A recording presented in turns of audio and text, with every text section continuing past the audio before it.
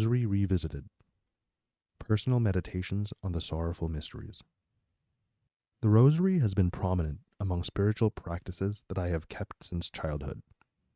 I have vague early memories of my mother teaching it to me little by little as a toddler.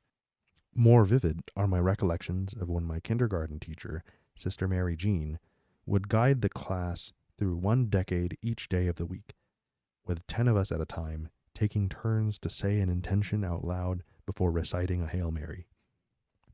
My family also organized monthly prayer meetings where many relatives would gather together for dinner, dancing, dessert, and video games with the cousins, something that I look forward to the most. And of course, there was the Rosary, Divine Mercy Chaplet, and several other prayers that followed. As I grew older, I found one of the printed handouts designed by someone in the family, and memorized short meditations that came before each Hail Mary, which helped paint a more detailed image of each decade's mystery. Around the time I was in high school, my family would meet up with friends at church for Thursday evening Eucharistic adoration, which would always begin with a recitation of the luminous mysteries. All this is to say, I am intimately familiar with the Rosary, and it has been a huge part of my family's practice of the faith, as well as a mark of my childhood parish's identity with its emphasis on Marian devotion. As I grew older, however, I shifted away from prayers that relied on rote recitation, in favor of speaking to God directly through mental conversation, or perhaps more accurately, thinking out loud and sending my ideas, questions, wishes, doubts, frustrations, and dreams into what felt like a void, hoping that God would comfort my troubled soul. I simply did not feel spiritually nourished repeating prayers while attempting to meditate on mysterious images that did not directly relate to the words I was simultaneously uttering. It tended to feel robotic and devoid of some deeper feeling of divine connection. But every time I would visit my parents, I comfortably got back into the routine of praying the Rosary with them, though I was much more prone to distraction and no longer had those micro meditations from my childhood memorized.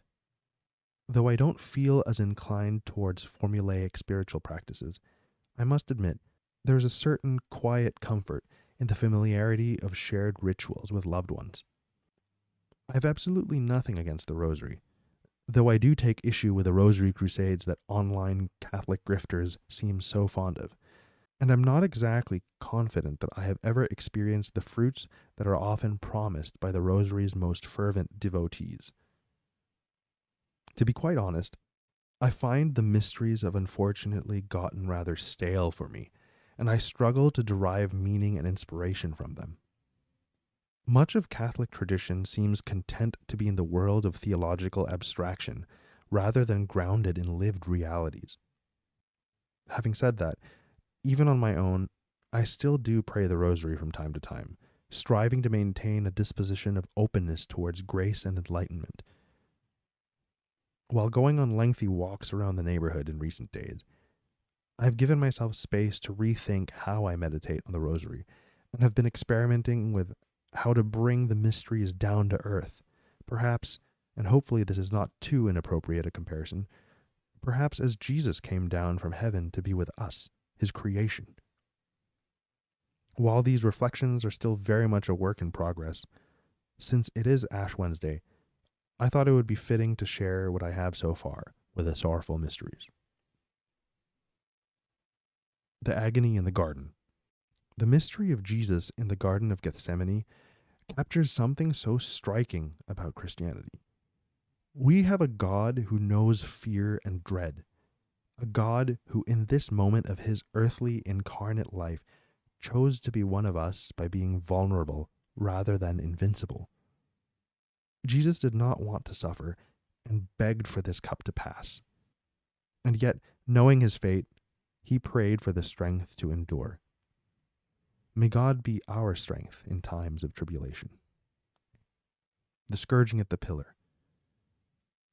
If the agony in the garden was Christ's experience of mental anguish, being brutally beaten by Roman soldiers was the breaking of his body, unimaginable physical torment, and it was only the beginning of a long afternoon that Good Friday 2,000 years ago. We have a God that understands the real pain of flesh and blood. May we find the comfort of His presence when we are afflicted with bodily suffering, whether through oppression or illness. The crowning with thorns. As if spiritual dread and bodily torture weren't enough, Jesus was also the victim of scorn and derision, of which he was most certainly not deserving. This cruelty was, in fact, the diametric opposite of what God is owed. And yet Christ meekly accepted it. When our dignity is attacked, when we are belittled, othered, or excluded, may we take refuge in a God who embraces us and understands our emotional wounds.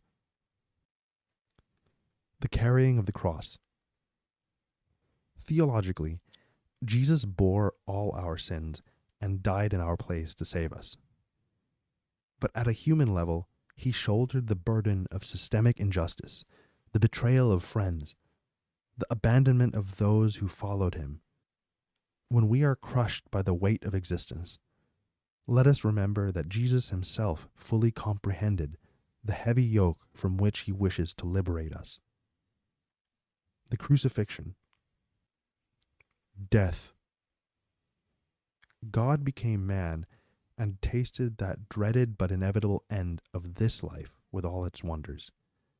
The love we share with others, the starry night sky, the beautiful music we hear, the sandy seashore beneath our feet, the fragrance of a bed of flowers, the taste of fine wine.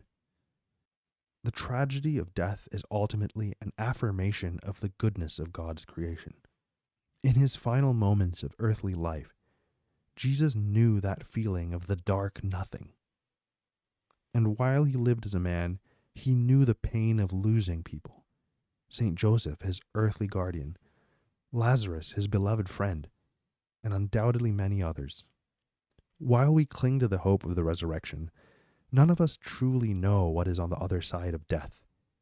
And in his human nature, Christ himself felt that uncertainty. May Jesus be our companion as we reflect on our mortality and grieve our most painful losses. These meditations perhaps lack theological erudition, but I humbly submit them to you, my dear viewers, in the hope that they might offer something new and helpful as you attempt to pray the sorrowful mysteries of the Rosary. I'm still working my way through the other mysteries, seeing if I can unearth something new and spiritually rejuvenating. As always, I welcome your insights and constructive criticism. If there's anything you'd like to share, please drop a comment. Until next time, have a blessed Lent, and farewell, fellow travelers.